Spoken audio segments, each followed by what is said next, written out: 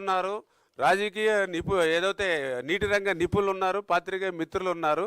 841 వరకు అది గ్రావిటీ మీద మనకు వాటర్ తీసుకునే అవకాశం ఉంది. అంటే రూపాయి ఖర్చు పెట్టవలసిన అవసరం లేకుండా వాటర్ తీసుకుంటున్నాం. 841 నుంచి 841 ఫీట్, 885 నుంచి 841 ఫీట్ దాకా గ్రావిటీ తీసుకోవచ్చు. 841 నుంచి 800 వరకు మనం లిఫ్ట్ చేసుకునేటువంటి అవకాశం.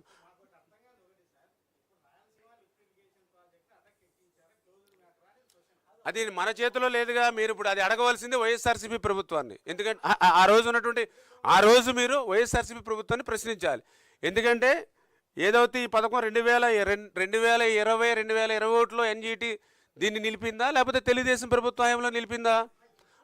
అలా ఎన్జీటీ అంటే ఎన్జీటీని కాదని నిర్మాణం చేసుకుంటే ఏమవుతుంది? అట్లా 100 కోట్ల రూపాయలు ఫైన్ కట్టి నిలుపుదల చేశారు. మొన్న ఇంకొక ఉత్తర్వు కూడా వచ్చారు వాళ్ళు. ఏది వాళ్ళు ఏదైతే ఈసీ క్లియరెన్స్ సంబంధించి ఎన్జీటీ వాళ్ళు కూడా ఇచ్చారు.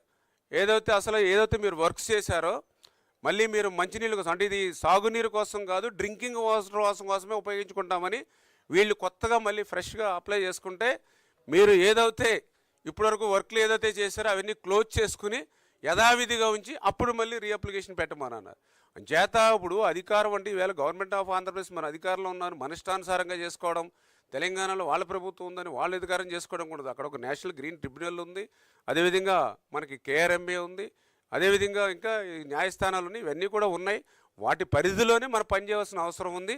ఏదైతే ఈ యొక్క ఎత్తిపోతలు అనేది చాలా క్లియర్గా 2020, 2021 వైఎస్ఆర్సీపీ హయాంలోనే ఆ రోజు జగన్మోహన్ రెడ్డి ముఖ్యమంత్రిగా ఉండగానే ఎన్జీటీ దీన్ని నిలుపుదల చేసింది. ఇది చాలా క్లియరు. దీనికి తెలుగుదేశం ప్రభుత్వానికి, దీనికి చంద్రబాబు నాయుడు గారికి సంబంధం ఏముంది? అరే నేను చెప్పాను కదమ్మా, వాళ్ళ రాజకీయ ప్రయోజనాలు కావాలి. నువ్వు ఇక్కడ ఆంధ్రాలో ఉంటే ఆంధ్ర మాటలు మాట్లాడుతున్నావు, నువ్వు తెలంగాణకి వెళ్తే తెలంగాణ మాటలు మాట్లాడతారు. ఇప్పుడు రాజకీయ నాయకులు ఎట్లా ఉన్నారు? ఇప్పుడు ఆ రోజు వైఎస్ రాజశేఖర రెడ్డి ఆ రోజు 2009 ఎన్నికల్లో అనుకుంటా, ఇప్పుడు అక్కడ తెలంగాణ ఎన్నికలు ఫస్ట్ ఫేజ్లో పెట్టుకుని ఇక్కడ ఆంధ్రప్రదేశ్ వచ్చి మీరు తెలంగాణ పోవాలంటే పాస్పోర్ట్ కావాలని చెప్పాడు అక్కడ ఎన్నికలు అయిపోయాక. ఏం చెప్తాం? అట్లా రాజకీయ ప్రయోజనాలను ఆశించి మాట్లాడుతున్నటువంటి వాళ్ళ గురించి మనం మాట్లాడలేము కదా. మా చంద్రబాబు నాయుడు గారికి కావాల్సింది గొడవలు కాదు, నీళ్లు కావాలి. ఇప్పుడు ఆ రోజు ఎక్కడో చూసుకోక్కర్లే, ఇక్కడ రాజశేఖర రెడ్డి గారే మాట్లాడారు ఆ రోజు 2009లో. తెలంగాణ ఎలక్షన్ ఫస్ట్ ఫేజ్లో అయిపోయింది, వెంటనే ఆంధ్రాలో సెకండ్ ఫేజ్ జరుగుతుంది. ఆంధ్రాలో సెకండ్ ఫేజ్లోకి వచ్చి రేపు మీరు తెలంగాణ పోవాలంటే పాస్పోర్ట్ కావాలంటారు అన్నారు. అంటే ఇక్కడ సెంటిమెంట్ రాసి ఇక్కడ ఓట్లు తెచ్చుకోవాలి. ఏం చేస్తాం మీరు? అంచేత అక్కడ జరిగే వాటిని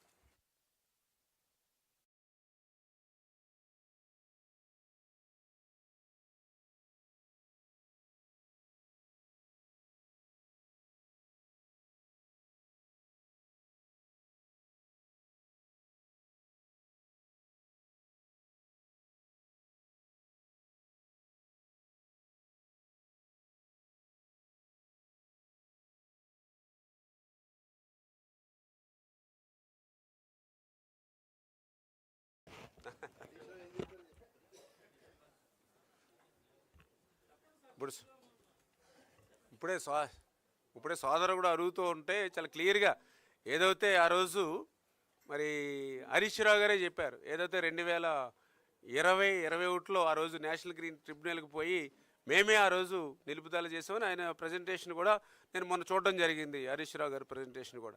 అంటే వాస్తవాలన్నీ కూడా ఇంత క్లియర్గా ఉన్నాయి.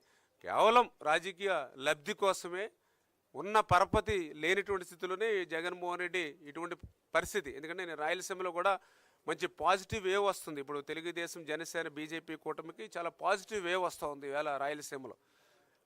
అంచేత భవిష్యత్తులో ఎంతో కొంత రాయలసీమ మీద ఆశలు పెట్టుకున్నటువంటి జగన్మోహన్ రెడ్డికి ఆశలు అడియాశలు అవుతూ ఉన్నాయి. కాబట్టి ఇటువంటి అసత్యాలు, అబద్ధాలు ప్రచారం చేస్తున్నటువంటి పరిస్థితి. అందుకే మీకు క్లియర్గా ఉన్నది వాస్తవాలను మీ కళ్ళ ముందు ఉంచడం జరిగింది. దాన్ని మీరే జస్టిస్ చేయండి మీరందరూ కూడా. Thank you.